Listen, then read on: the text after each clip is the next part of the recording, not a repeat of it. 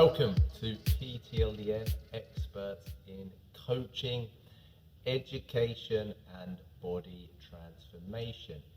In this video, I want to share with you 4 essential movements you need to include in your Brazilian Jiu-Jitsu warm-up. Movement number 1 is called a 50-50 or a 90-90. We start with the legs in opposing positions. One is internally rotated, one is externally rotated.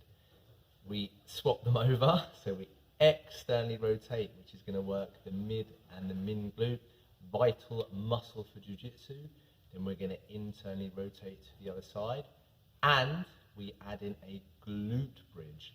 A lot of the movements you're going to do in jiu-jitsu are glute dependent, maintaining guards, bridging, shrimping. So this movement is teaching the hips to work independently, and we're also sequencing them together, which is very relevant to jiu-jitsu because we sequence moves together. Movement number 2 is called an airplane. From a vertical position, we hinge forward on one leg, creating hip flexion. Then we externally rotate the body to again turn the mid and min glute on, so stabilizing through the outer hip. We can also add in an internal rotation if we want to increase the range of that muscle prior to its contraction. This is fantastic, single-sided movement, so unilateral movement, balance, and also stabilizing the hip, which is key to most of our jiu-jitsu movements, offensive and defensive. Movement number 3, a single leg bridge on a Bosu ball. Our previous movements included rotation, transverse plane. This movement is sagittal plane. We're going single leg again, so if you think of movements like shrimping, exploding out of bottom side control, trying to recover guard, you're going to push with one leg and move the other leg in. So the more we can replicate that in the gym movements we do, the better our application in jiu-jitsu will be. So single leg on the Bosu ball. With the Bosu ball, it's slightly unstable, but we're using the stable side. But that instability is going to turn the stabilizing muscles on much more. So as you're bridging up, you're going to feel your glute max a lot more than you would.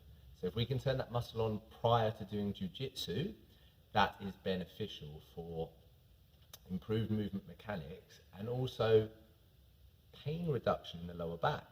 If the glutes are not firing, then the lower back tends to take over that work.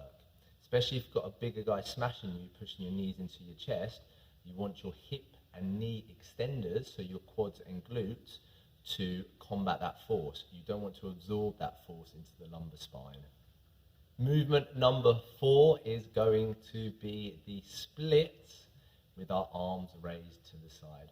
So the splits, front splits, are going to open up the hip flexors on one side, the hamstrings onto the other side. So tight muscles are going to lead to unaligned positions. If your hip flexors are tight, your pelvis is going to tilt forward, your abdominals are going to switch off. If we can correct that position, so different stretches each side, the pelvis will align better. And from experience, a lot of injuries from jiu-jitsu happen to the lower back because of the positions we're in, and a lot of injuries happen because of weakness. So weak glutes, tight lower back. There's all those connections there. So if we can open up the hips as well as strengthening the glutes in different planes and different positions, our jiu-jitsu will improve. If you like the video, like, comment and subscribe below, and share it with all the other jiu-jiteros that you know.